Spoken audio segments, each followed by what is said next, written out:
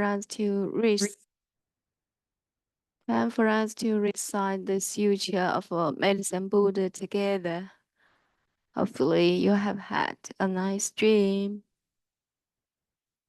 Sutra of the Medicine Buddha, translated from Sanskrit into Chinese by the Tang Dynasty Tripitaka Master Xuanzang.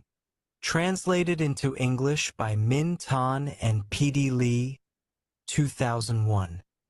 Edited in blue by Daisy Spirit and Enid Spirit, according to the instructions of the kind mentor Benny Spirit. Sutra of the Medicine Buddha, translated from Sanskrit into Chinese by the Tang Dynasty Tripitaka Master Xuanzang. Translated into English by Min Tan and P.D. Lee, 2001. Edited in blue by Daisy Spirit and Enid Spirit, according to the instructions of the kind mentor Benny Spirit, of Buddha's Practice incorporated in June 2024. Thus have I heard, once Buddha Sakyamuni, the world-honored one, was traveling throughout the various lands to teach and convert the people. When he arrives in Vaisali, he rested under the tree of music, accompanied by 8,000 great bhiksus. An immeasurably great assembly, including 36,000 great bodhisattvas as well as kings, great ministers, Brahmins, laymen, and women, the 8 types of divinities and other human and non-human beings, gathered respectfully around the Buddha as he preached the Dharma. At that time, the Bodhisattva Manjusri, Prince of the Dharma, receiving the awesome spiritual power of the Buddha, rose from his seat, adjusted his robe to bare his shoulder and knelt on his right knee. He bowed deeply, and with palms joined, respectfully addressed the Buddha. World-honored one, may I please request you to explain the various names and titles, the great, past vows and the superlative virtues of the Buddhas, so that those who are listening to you will be freed of karmic obstructions, while in the future, sentient beings in the Dharma semblance age will also derive great benefit and joy. The Buddha praised the Bodhisattva Manjusri, saying, "Excellent, excellent, Manjusri, out of great compassion, you have urged me to explain the names and titles, merits and virtues and past vows of the Buddhas, in order to liberate those who are bound by karmic obstructions and bring benefits, peace and joy to all sentient beings in the Dharma semblance age. Now, listen attentively and reflect very carefully upon what I am about to say." The Bodhisattva Manjusri replied, "So be it, world-honored one. We will joyfully listen to whatever you wish to teach." The Buddha then said to the Bodhisattva Manjusri, "East of this world, past countless Buddha lands more numerous than the grains of sand in 10 Ganges rivers, there exists a world called pure lapis lazuli. The Buddha of that world is called the Medicine Buddha Lapis Lazuli Radiance Tathagata, Arhat, the perfectly enlightened, perfect in mind and deed, well gone, knower of the world, unsurpassed being, tamer, teacher of gods and men, Buddha, world-honored one." Manjusri, when the world-honored Medicine Buddha was treading the Bodhisattva path, he solemnly made 12 great vows to grant sentient beings whatever they desired. First great vow: I vow that in a future life, when I have attained supreme, perfect enlightenment, brilliant rays will shine forth from my body, illuminating infinite, countless, boundless realms. This body will be adorned with the 32 marks of greatness and 80 auspicious characteristics. Furthermore, I will enable all sentient beings to become just like me. Second great vow: I vow that in a future life, when I have attained supreme enlightenment, my body, inside and out, will radiate far and wide the clarity and flawless purity of lapis lazuli. This body will be adorned with superlative virtues and dwell peacefully in the midst of a web of light more magnificent than the sun or moon. The light will awaken the minds of all beings dwelling in darkness, enabling them to engage in their pursuits according to their wishes. Third Great Vow. I vow that in a future life, when I have attained supreme enlightenment, I will, with infinite wisdom and skillful means, provide all sentient beings with an inexhaustible quantity of goods to meet their material needs. They will never want for anything. Fourth Great Vow. I vow that in a future life, when I have attained supreme enlightenment, I will set all who follow heretical ways upon the path to enlightenment. Likewise, I will set those who follow the Sravaka and Pratika Buddha ways onto the Mahayana path. Fifth Great Vow. I vow that in a future life, when I have attained supreme enlightenment, I will help all the countless sentient beings who cultivate the path of morality in accordance with my Dharma to observe the rules of conduct, precepts, to perfection, in conformity with the three root precepts. Even those guilty of disparaging or violating the precepts will regain their purity upon hearing my name and avoid descending upon the evil paths. Sixth Great Vow. I vow that in a future life, when I have attained supreme enlightenment, sentient beings with imperfect bodies, whose senses are deficient, who are ugly, stupid, blind, deaf, mute, crippled, hunchbacked, leprous, insane, or suffering from various other illnesses will, upon hearing my name, acquire well-formed bodies, endowed with intelligence, with all senses intact. They will be free of illness and suffering. Seventh Great Vow. I vow that in a future life, when I have attained supreme enlightenment, sentient beings afflicted with various illnesses, with no one to help them, nowhere to turn, no physicians, no medicine, no family, no home, who are destitute and miserable will, as soon as my name passes through their ears, be relieved of all their illnesses. With mind and body peaceful and contented, they will enjoy home, family, and property in abundance, and eventually realize unsurpassed supreme enlightenment. Eighth Great Vow. I vow that in a future life, when I have attained supreme enlightenment, those women who are extremely disgusted with the 100 afflictions that befall women and wish to abandon their female form, will, upon hearing my name, all be reborn as men.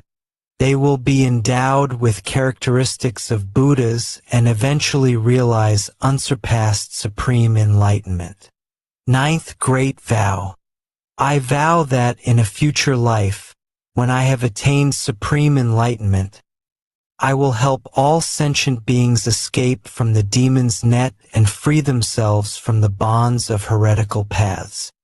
Should they be caught in the thicket of wrong views, I will lead them to correct views, gradually inducing them to cultivate the practices of Bodhisattvas and swiftly realize supreme, perfect enlightenment. 10th Great Vow. I vow that in a future life, when I have attained supreme enlightenment, those sentient beings who are shackled, beaten, imprisoned, condemned to death or otherwise subjected to countless miseries and humiliations by royal decree, and who are suffering in body and mind from this oppression, need only hear my name to be freed from all these afflictions, thanks to the awesome power of my merits and virtues. 11th Great Vow. I vow that in a future life, when I have attained supreme enlightenment, if sentient beings who are tormented by hunger and thirst, to the point of creating evil karma in their attempts to survive, should succeed in hearing my name, recite it single-mindedly and hold fast to it, I will first satisfy them with the most exquisite food and drink. Ultimately, it is through the flavor of the Dharma that I will establish them in the realm of peace and happiness. 12th Great Vow. I vow that in a future life, when I have attained supreme enlightenment, if sentient beings who are utterly destitute, lacking clothes to protect them from mosquitoes and flies, heat and cold, and are suffering day and night, should hear my name, recite it single-mindedly and hold fast to it, their wishes will be fulfilled. They will immediately receive all manner of exquisite clothing, precious adornments, flower garlands and incense powder, and will enjoy music and entertainment to their heart's content. Manjusri, these are the 12 sublime vows made by the world-honored medicine Buddha Lapis Lazuli Radiance Tathagata, Arhat, the perfectly enlightened, when he was cultivating the Bodhisattva path. Manjusri, as to these great vows made by the medicine Buddha while he was following the Bodhisattva path, as well as the merits, virtues, and adornments of his Buddha land, I cannot possibly describe them all, not even if I were to speak for an aeon or more. However, this Buddha land is utterly pure. You will find no women, no evil paths, nor even cries of suffering there. In this land, the ground is made of lapis lazuli, the boundaries are demarcated with golden cords, the towns, towers, palaces, pavilions, as well as the balconies, windows, and draperies are all made of the 7 treasures. The merits, virtues, and adornments of this realm are identical to those of Amitabha Buddha's pure land in the West. In this land dwell 2 great Bodhisattvas, universal solar radiance and universal lunar radiance. Among the countless Bodhisattvas, they are the leaders. Each in turn will succeed the medicine Buddha and succeed to his true Dharma treasury. For these reasons, Manjusri, all devout men and women should vow to be born in this land. Buddha Sakyamuni then told the Bodhisattva Manjusri, there are sentient beings who cannot tell right from wrong. They are greedy and mean, do not practice charity, and do not understand the rewards of generosity. They are ignorant and unintelligent. Lacking the foundations of faith, they amass riches which they assiduously hoard. Whenever they come across anyone seeking charity, they become annoyed. If forced to give, they feel as much pain and regret as if they were parting with their own flesh.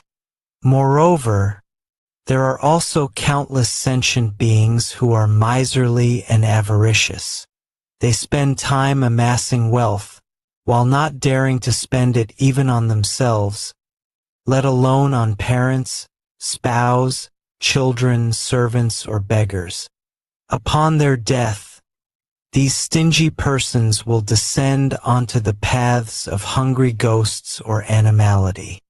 However, even though they may suffer such a fate, if in a previous existence in the human realm they happen to hear the name of the medicine Buddha, and now recall and recite his name even briefly, they will immediately vanish from the evil paths to be born once more among humans.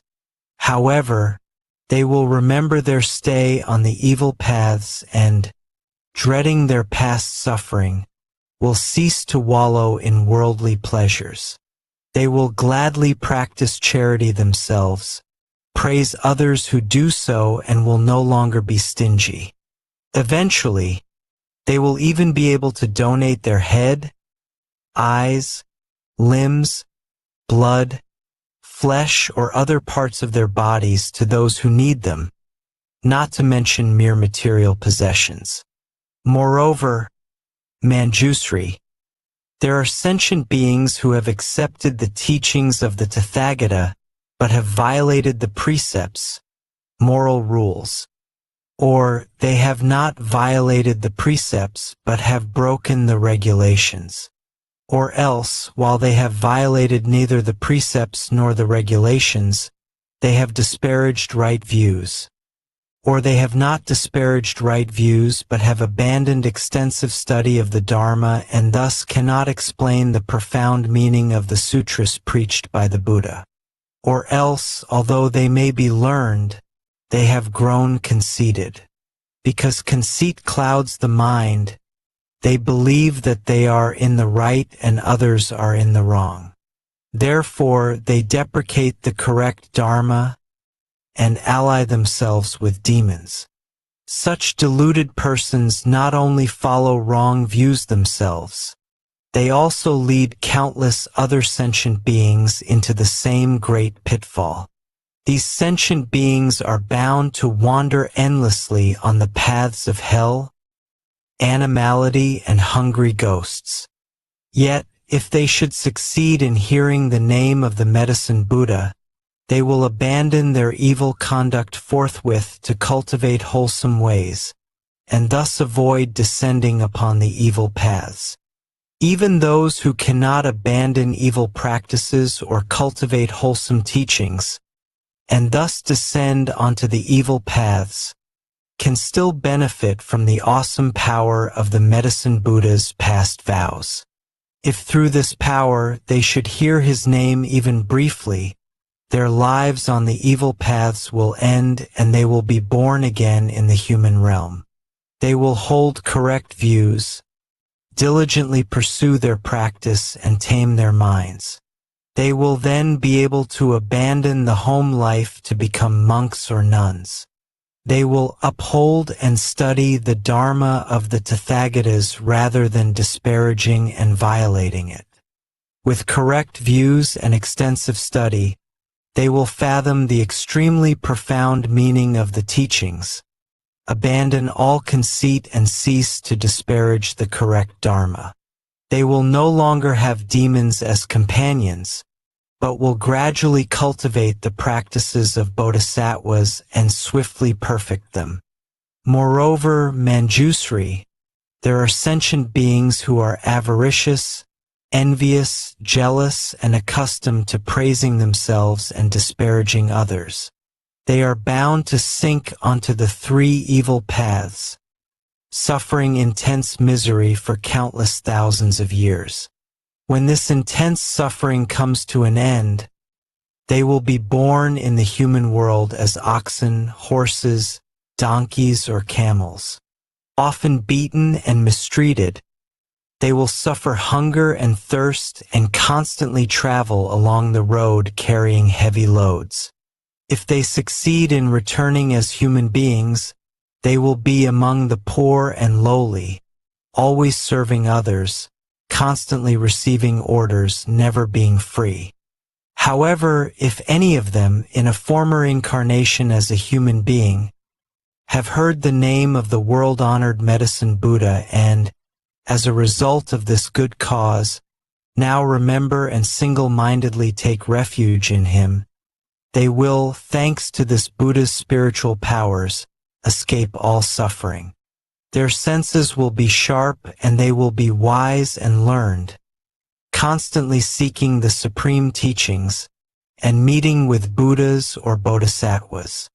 They will break forever through Mara's net, smash the shell of delusion, dry up the river of afflictions, and thus escape all the worry and suffering of birth, old age, disease, and death. Moreover, Manjusri, there are sentient beings who love to quarrel, create schisms, and engage in legal disputes. They constantly make themselves and others suffer, creating and increasing all kinds of evil karma with body, speech, and mind. They plot against one another without mercy, while invoking the spirits of mountains, forests, trees, and tombs. They kill sentient beings and use their flesh and blood to propitiate the Yaksa and Rakshasa demons. They may take advantage of various evil or deviant methods to harm others. However, if the victims succeed in hearing the name of the Medicine Buddha, none of these evil practices can harm them.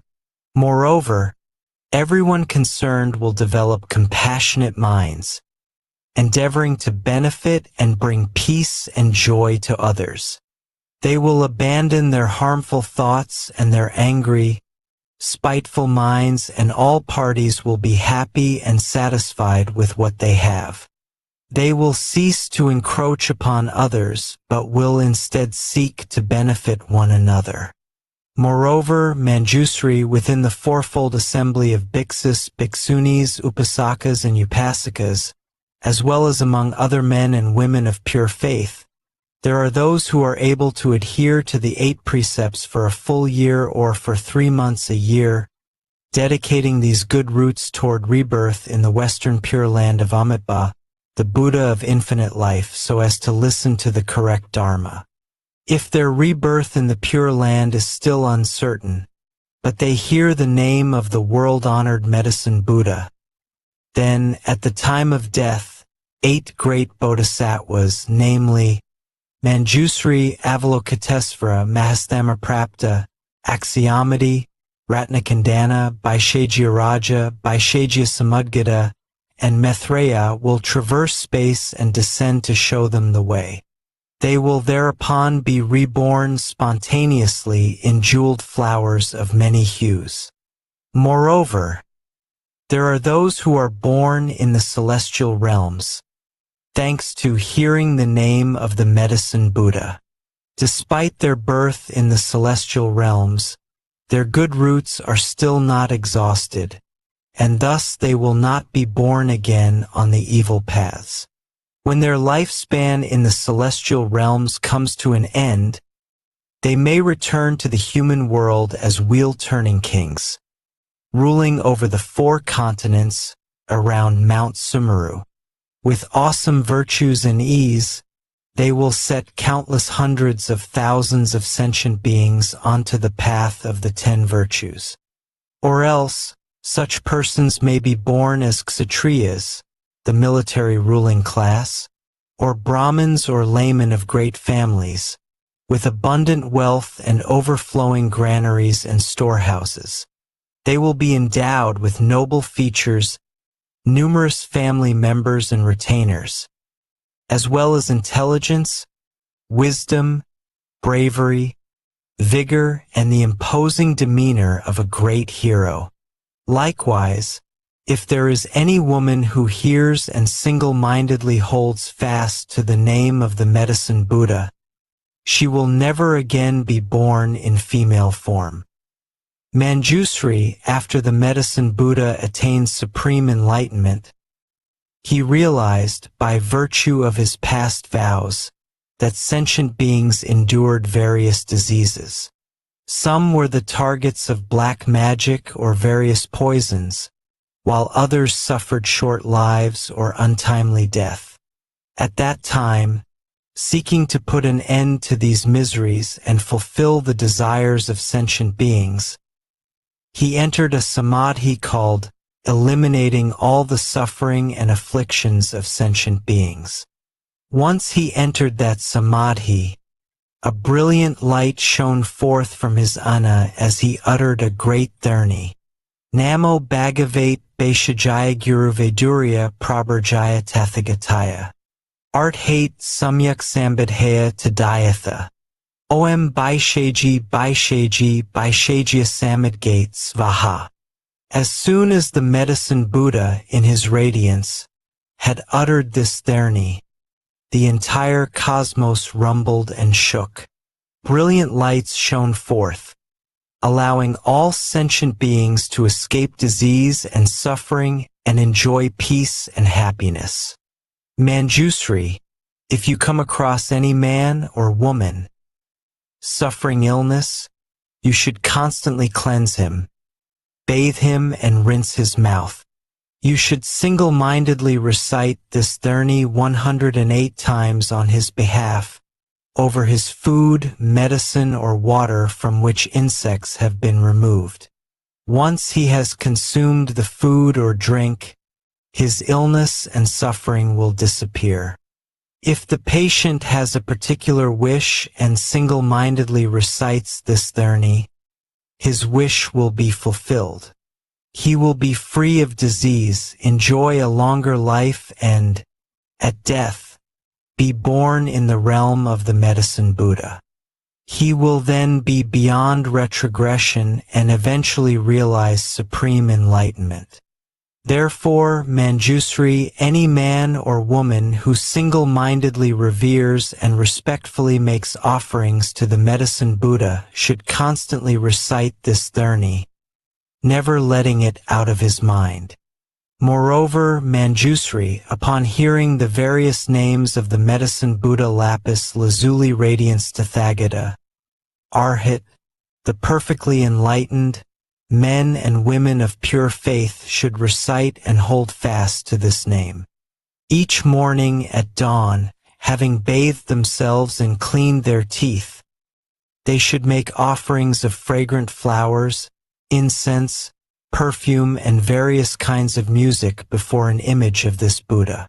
Furthermore, they should copy this sutra or have others do so, as well as single-mindedly recite it and listen to explanations of its meaning. They should offer all the necessities of life to the Dharma masters who teach this sutra, making sure they lack nothing. In this way, devout men and women will be under the protection of the Buddhas. All their wishes will be fulfilled and they will eventually realize supreme enlightenment.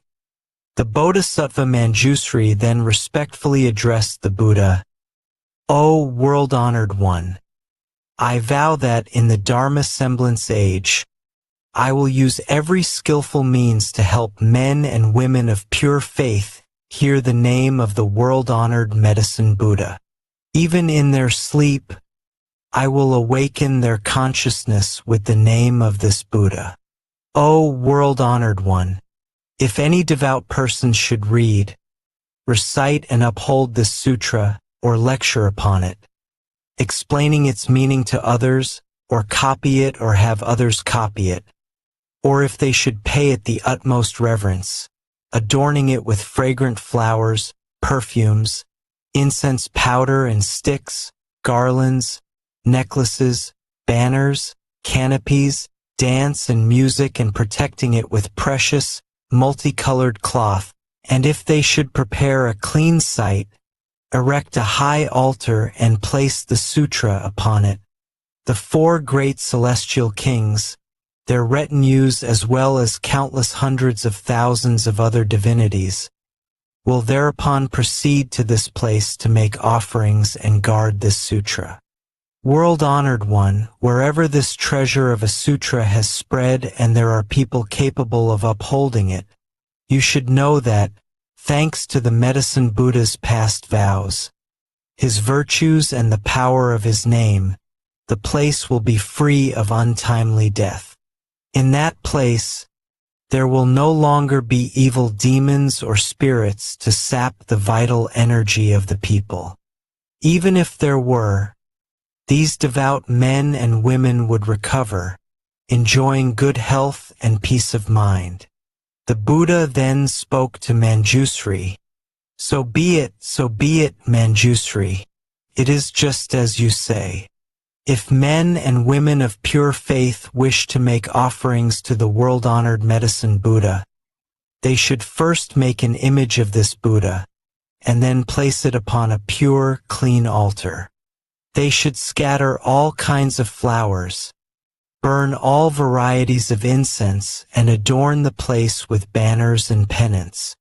For 7 days and nights they should adhere to the 8 precepts, consume only pure food, bathe and perfume themselves, put on clean, fresh clothing, and keep their mind undefiled, free of anger or malice. They should develop feelings of kindness, compassion, joy, and giving toward all sentient beings, while bringing them benefits, peace, and happiness. They should play music and sing the praises of the Medicine Buddha, while circumambulating his image in a rightward, clockwise direction. Moreover, they should bear in mind his merits, virtues, and past vows, while reading and reciting this sutra, reflecting on its meaning and explaining it to others. Whatever they wish will then be fulfilled, whether it be longevity, wealth, or anything else, such as official position or the birth of sons and daughters. Moreover, if any sentient beings suddenly suffer nightmares and witness all kinds evil omens, such as flocks of strange birds, or hundreds of ominous signs throughout their homes, they need only venerate the world-honored Medicine Buddha with all kinds of wonderful offerings, and the nightmares, evil omens, and inauspicious signs will all disappear, no longer able to cause them harm. If any sentient beings are in fear of water, fire, knives, poison, falling off a precipice, or of vicious beasts, such as wild elephants, lions, tigers, wolves, bears, venomous snakes, scorpions, centipedes, millipedes, infectious mosquitoes or gnats, they need only single-mindedly recall and recite the name of the Medicine Buddha, while respectfully making offerings to him, and they will escape all these terrors. If a country should be subject to foreign invasion, banditry, or rebellion, the inhabitants need only recall and recite the name of the Medicine Buddha, while paying homage to him, and all these calamities will likewise disappear. Moreover, Manjusri, there are men and women of pure faith who throughout their lives have not worshipped any deities, but have single-mindedly taken refuge in the Buddha, the Dharma, and the Sangha, and upheld the precepts, the 5 or 10 lay precepts, the 400 Bodhisattva precepts, or the 250 bhiksu or 500 bhikshuni precepts.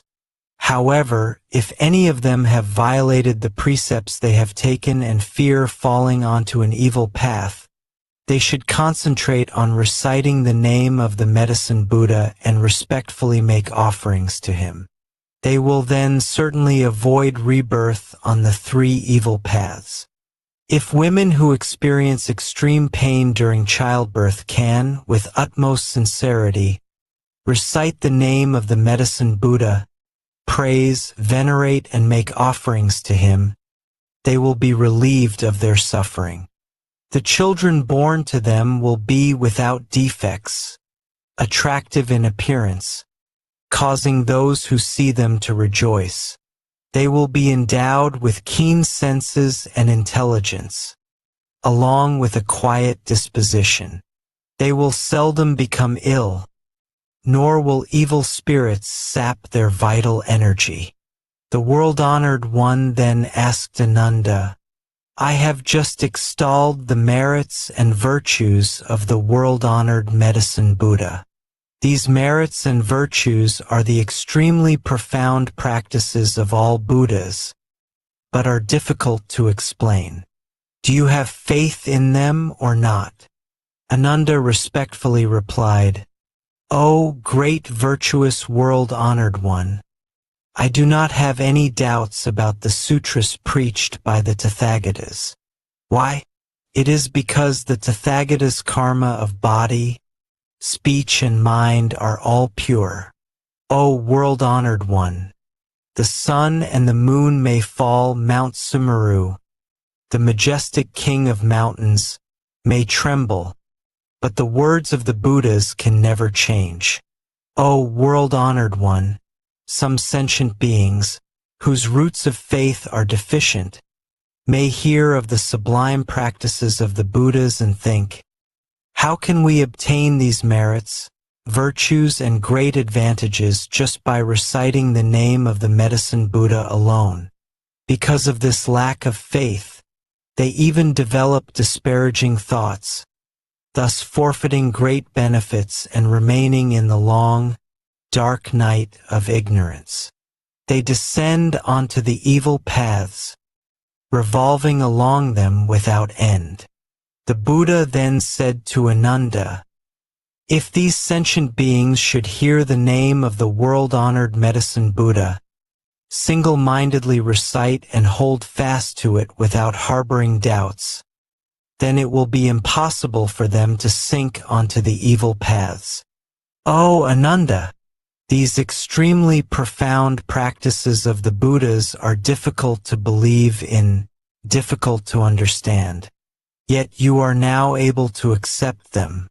You should realize that this is all due to the awesome power of the Tathagatas.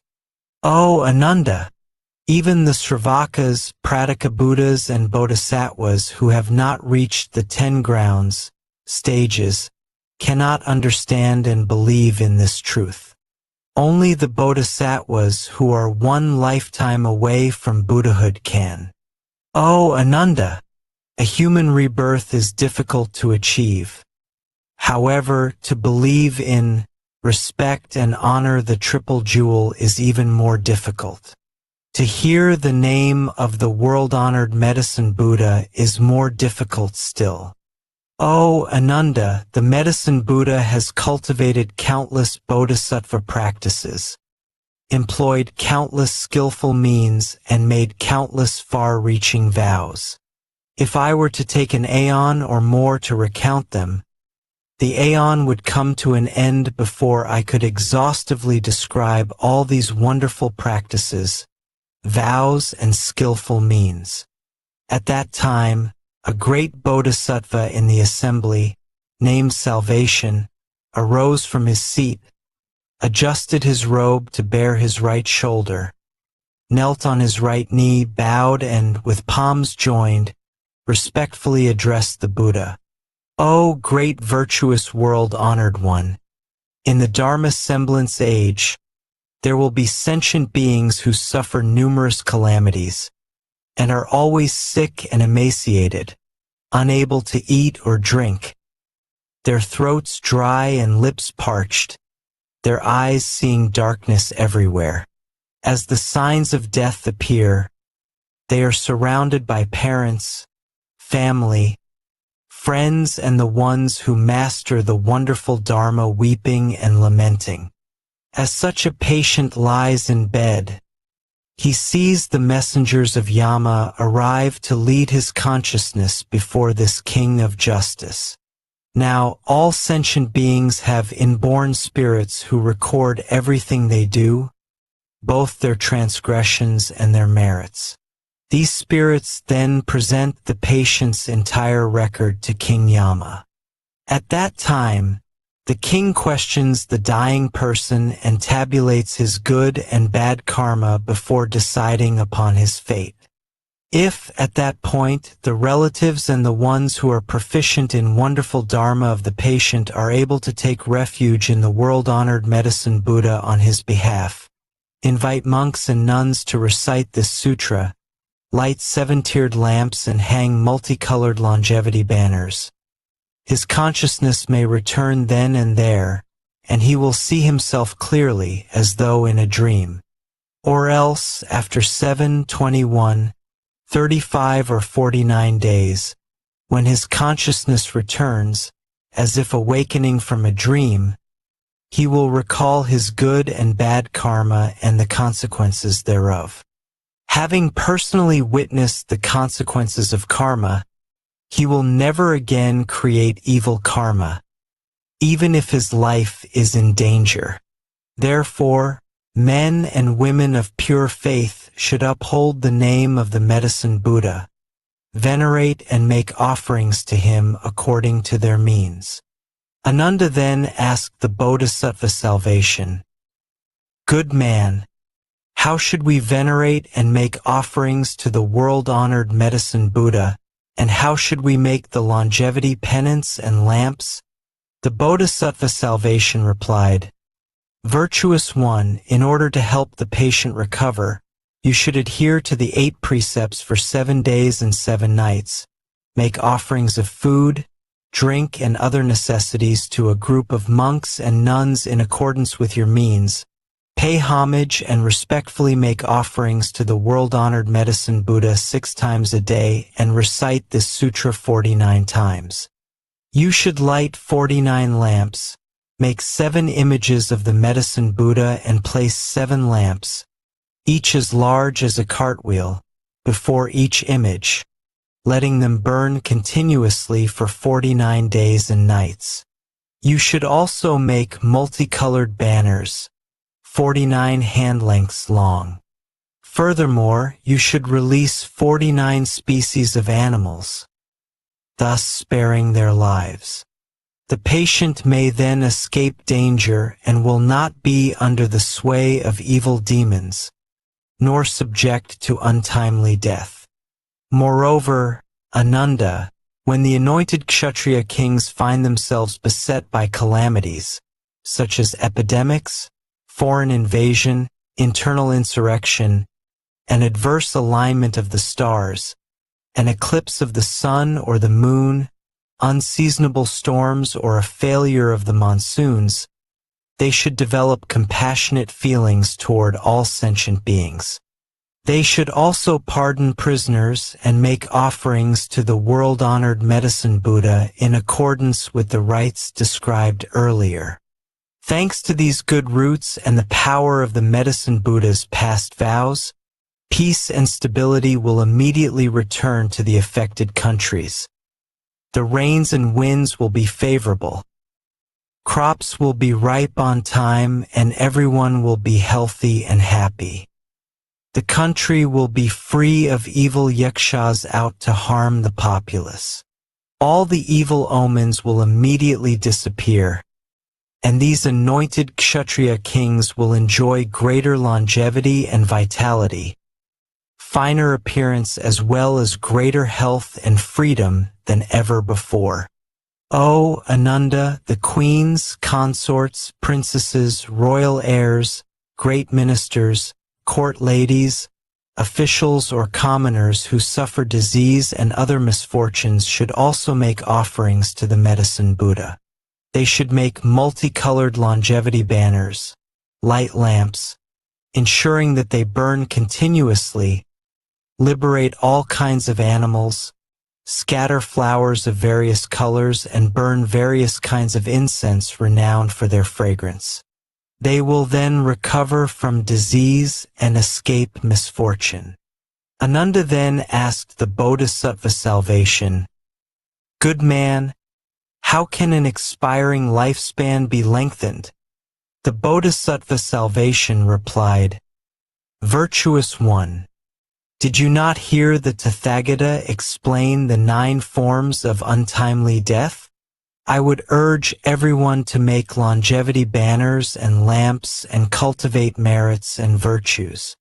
Thanks to such cultivation, they will escape suffering and misfortune throughout their lives." Ananda further asked, "What are the 9 forms of untimely death?"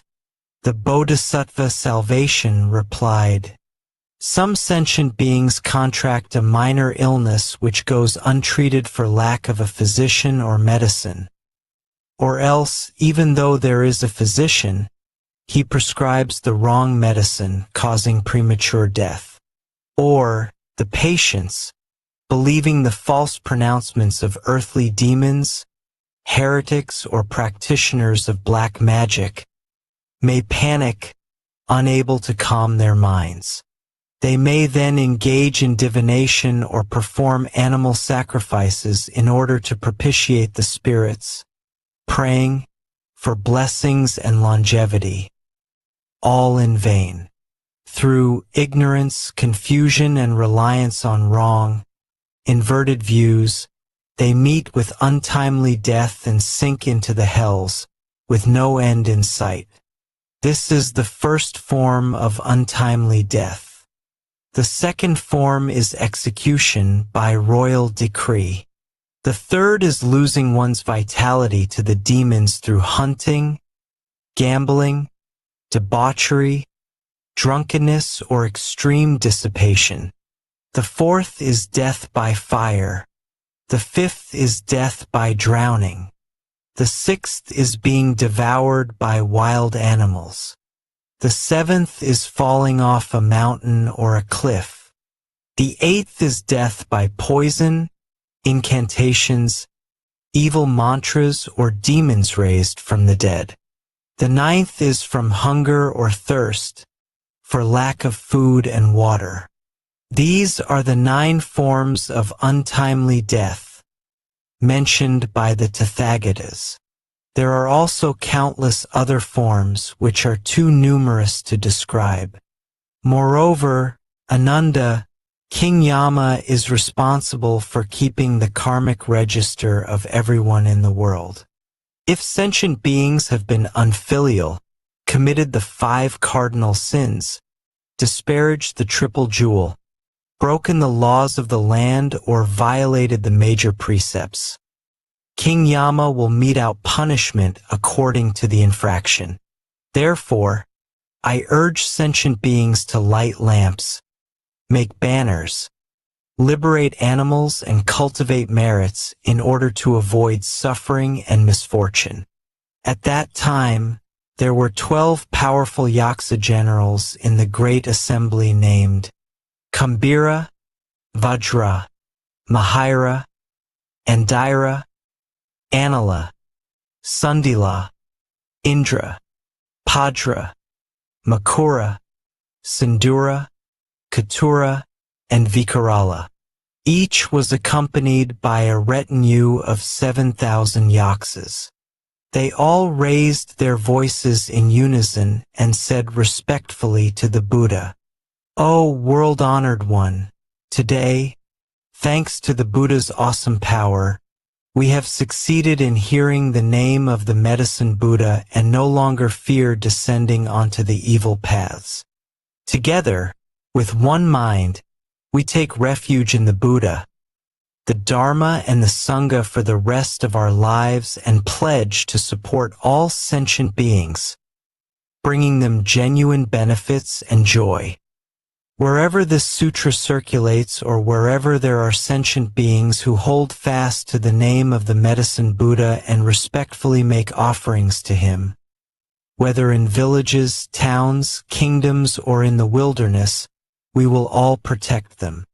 We will release them from all suffering and calamities and see to it that all their wishes are fulfilled. Sentient beings afflicted by disease or calamity and wishing to escape should also read or recite this sutra. They should knot our names with multicolored strands, untying them when their wishes are fulfilled."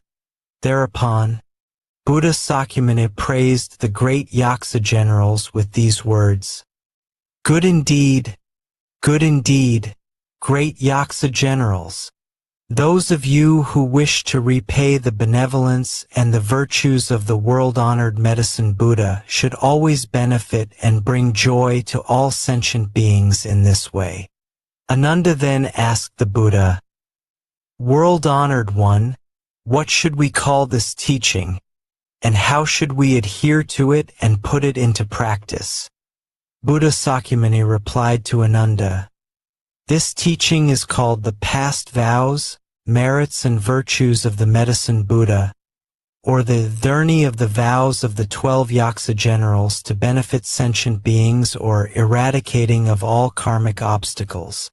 You should uphold it as such."